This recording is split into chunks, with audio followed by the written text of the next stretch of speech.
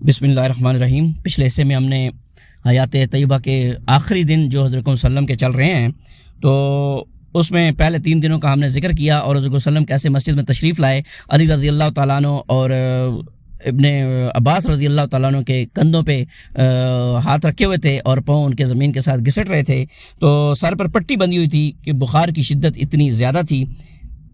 4 دن پہلے، وفات سے 4 دن پہلے جمعرات کو جب کہ آپ صلی اللہ علیہ وسلم سخت تکلیف سے دوچار تھے، فرمایا لاؤ میں تمہیں ایک تحریر لکھ دوں جس کے بعد تم لوگ کبھی گمراہ نہ ہوگے۔ اس وقت گھر میں کئی آدمی تھے جن میں حضرت عمر رضی اللہ تعالیٰ عنہ بھی تھی۔ انہوں نے کہا آپ صلی اللہ علیہ وسلم پر تکلیف کا غلبہ ہے اور تمہارے پاس قرآن ہے، بس اللہ کے یہ کتاب تمہارے لیے کافی ہے۔ اس پر گھر کے اندر موجود لوگوں میں اختلاف پڑ گیا اور وہ جھگڑے میں پڑ گئے۔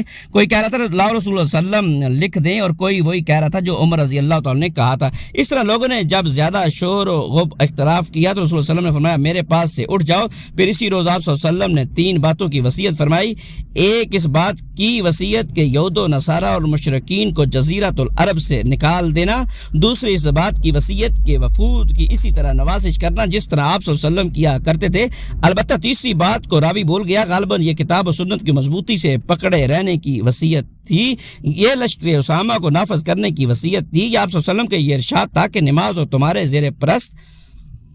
زیر دست یعنی غلاموں اور لونڈیوں کا خیال رکھنا۔ رسول صلی اللہ علیہ وسلم مرض کی شدت کے باوجود اس دن تک یعنی وفات سے 4 دن پہلے جمعرات تک تمام نمازیں خود ہی پڑھایا کرتے تھے۔ اس روز بھی مغرب کی نماز آپ صلی اللہ علیہ وسلم ہی پڑھائی، اس میں سورۃ المرسلات عرفہ پڑھی، لیکن عشاء کے وقت مرض کا ثقل اتنا بڑھ گیا کہ مسجد میں جانے کی طاقت نہ رہی۔ حضرت عائشہ رضی اللہ تعالیٰ عنہ کا بیان ہے کہ نبی صلی اللہ علیہ وسلم نے دریافت فرمایا کہ کیا لوگوں نے نماز پڑھ لی؟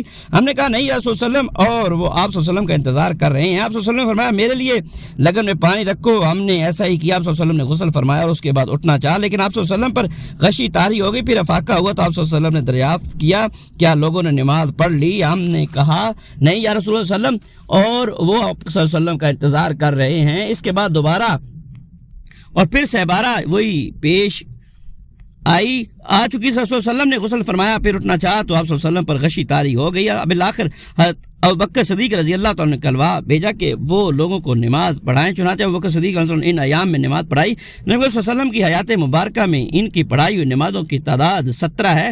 حضرت عائشہ رضی اللہ تعالیٰ عنہ نے نبی صلی اللہ علیہ وسلم سے 3 یا 4 بار مراجعہ فرمایا کہ امامت کا کام حضرت ابوبکر صدیق رضی اللہ تعالیٰ عنہ کے بجائے کسی اور کو سونپ دیں۔ ان کا منشن یہ تھا کہ لوگ ابوبکر صدیق رضی اللہ عنہ کے بارے میں بدشگون نہ ہوں، لیکن نبی صلی اللہ علیہ وسلم نے ہر بار انکار فرما دیا اور فرمایا کہ تم سب یوسف والیاں ہوں۔ ابوبکر رضی اللہ عنہ کو حکم دو وہ لوگوں کو نماز پڑھائیں۔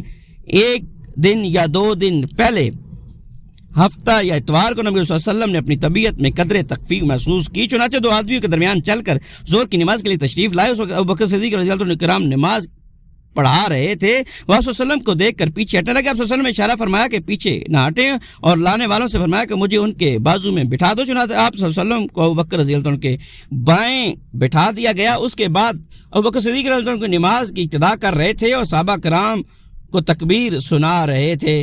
1 دن پہلے وفات سے 1 دن پہلے بروز اتوار نبی صلی اللہ علیہ وسلم نے اپنے تمام غلاموں کو آزاد فرما دیا۔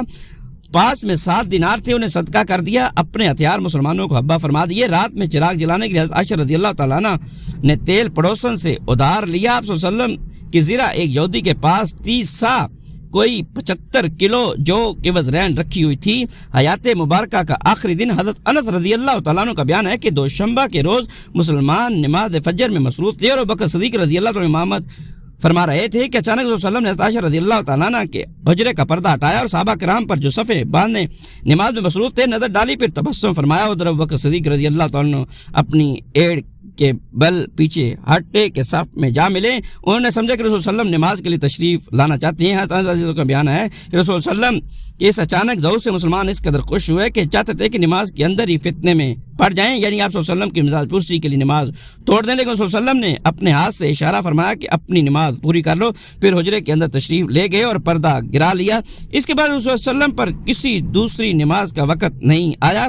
دن چڑھے چاش کے وقت آپ صلی اللہ علیہ وسلم نے اپنی صاحبزادی حضرت فاطمہ رضی اللہ تعالیٰ عنہ کو بلایا اور ان سے کچھ سرگوشی کی وہ رونے لگی، آپ صلی اللہ علیہ وسلم نے انہیں پھر بلایا اور کچھ سرگوشی کی تو وہ ہنسنے لگیں۔ عائشہ رضی اللہ تعالیٰ کا بیان ہے کہ بعد میں ہمارے دریافت کرنے پر انہوں نے بتایا کہ پہلی بار نبی صلی اللہ علیہ وسلم نے مجھ سے سرگوشی کرتے ہوئے بتایا کہ آپ صلی اللہ علیہ وسلم اسی مرض میں وفات پا جائیں گے، اس لیے میں روئی۔ پھر آپ صلی اللہ علیہ وسلم نے مجھ سے سرگوشی کرتے ہوئے بتایا کہ آپ صلی اللہ علیہ وسلم کے اہل و عیال میں سب سے پہلے میں آپ صلی اللہ علیہ وسلم کے پیچھے جاؤں گی۔ اس پر میں ہنسی۔ نبی صلی اللہ علیہ وسلم نے حضرت فاطمہ رضی اللہ تعالیٰ عنہ کو یہ بشارت بھی دی کہ آپ ساری خواتین عالم کی سیدہ سردار ہیں۔ اس وقت رسول صلی اللہ علیہ وسلم جس شدید کرب سے دوچار تھے اسے دیکھ کر فاطمہ رضی اللہ تعالیٰ عنہ پکار اٹھیں، ہائے ابا جان کی تکلیف۔ آپ نے فرمایا تمہارے ابا پر آج کے بعد کوئی تکلیف نہیں آئے گی۔ آپ نے صلی اللہ علیہ وسلم نے حضرت حسن اور حسین رضی اللہ عنہ کو بلا کر چوما اور ان کے بارے میں خیریت کی وصیت فرمائی۔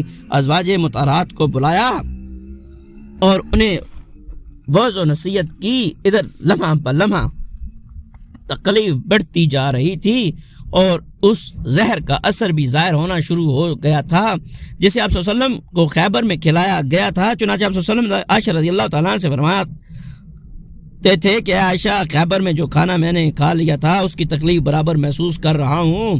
اس وقت مجھے محسوس ہو رہا ہے کہ اس زہر کے اثر سے میری رگے جاں کٹ کی جا رہی ہے۔ آپ صلی اللہ علیہ وسلم نے صحابہ کرام کو بھی وصیت فرمائی، نماز نماز نماز، اور تمہارے زیر 10 یعنی لونڈی اور غلام۔ آپ صلی اللہ علیہ وسلم نے یہ الفاظ کئی بار دہرائے۔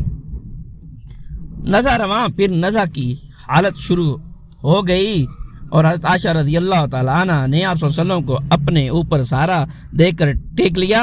ان کا بیان ہے کہ اللہ کی ایک نعمت مجھ پر یہ ہے کہ رسول صلی اللہ علیہ وسلم نے میرے گھر میں میری باری کے دن میرے لبے اور سینے کے درمیان وفات پائی، اور آپ صلی اللہ علیہ وسلم کی موت کے وقت اللہ نے میرا لعاب اور آپ صلی اللہ علیہ وسلم کا لعاب اکٹھا کر دیا۔ ہوا یہ کہ عبد الرحمن بن ابوبکر آپ صلی اللہ علیہ وسلم کے پاس تشریف لائے، ان کے ہاتھ میں مسواک تھی اور میں رسول صلی اللہ علیہ وسلم کو ٹیکے ہوئے تھی۔ میں نے دیکھا کہ آپ صلی اللہ علیہ وسلم مسواک کی طرف دیکھ رہے ہیں، میں سمجھ گئی آپ صلی اللہ علیہ وسلم مسواک چاہتے ہیں۔ میں نے کہا آپ صلی اللہ علیہ وسلم کے لیے لے لوں؟ آپ صلی اللہ علیہ وسلم نے سر سے اشارہ فرمایا کہ ہاں۔ میں نے مسواک لے کر آپ صلی اللہ علیہ وسلم کو دی تو آپ صلی اللہ علیہ وسلم کو کڑی محسوس ہوئی۔ میں نے کہا اسے آپ صلی اللہ علیہ وسلم کے لیے نرم کر دوں؟ آپ صلی اللہ علیہ وسلم نے سر کے اشارے سے کہا ہاں۔ میں نے مسواک نرم کر دی اور آپ صلی اللہ علیہ وسلم نے نہایت اچھی طرح مسواک کی۔ آپ صلی اللہ علیہ وسلم کے سامنے کٹورے میں پانی تھا۔ آپ صلی اللہ علیہ وسلم پانی سے دونوں ہاتھ ڈال کر چہرہ پونچھتے جاتے تھے اور فرماتے جاتے تھے لا الہ الا اللہ، اللہ کے سوا کوئی معبود نہیں، موت کے لیے سختیاں ہیں۔ مسواک سے فارغ ہوتے ہی آپ صلی اللہ علیہ وسلم نے ہاتھ یا انگلی اٹھائی، نگاہ چھت کی طرف بلند کی اور دونوں ہونٹوں پر کچھ حرکت ہوئی۔ حضرت عائشہ رضی اللہ تعالیٰ عنہ نے کان لگایا تو آپ صلی اللہ علیہ وسلم فرما رہے تھے ان انبیاء، صدیقین، شہداء اور صالحین کے ہمراہ جنہیں تو نے انعام سے نوازا، اے اللہ مجھے بخش دے، مجھ پر رحم کر اور مجھے رفیق اعلیٰ میں پہنچا دے، اے اللہ رفیق اعلیٰ میں پہنچا دے۔ آخری فقرہ 3 بار دہرایا اور اسی وقت ہاتھ جھک گیا اور آپ صلی اللہ علیہ وسلم رفیق اعلیٰ سے جا حق ملے۔ اس واقعے 12 ربیع الاول 11 ہجری دوشنبہ چاش کی شدت کے وقت پیش آیا۔ اس وقت نبی صلی اللہ علیہ وسلم کی عمر 63 سال 4 دن ہو چکی تھی۔ اس حادثہ دل فغار کی خبر فوراً پھیل گئی اور اہل مدینہ پر کوہ غم ٹوٹ پڑا، آفاق و اطراف تاریک ہو گئے۔ حضرت انس رضی اللہ تعالیٰ عنہ کا بیان ہے کہ جس دن رسول صلی اللہ علیہ وسلم ہمارے ہاں تشریف لائے اس سے بہتر اور تابناک دن میں نے کبھی نہیں دیکھا، اور جس دن رسول صلی اللہ علیہ وسلم نے وفات پائی اس سے زیادہ کبھی اور تاریک دن بھی میں نے کبھی نہیں دیکھا۔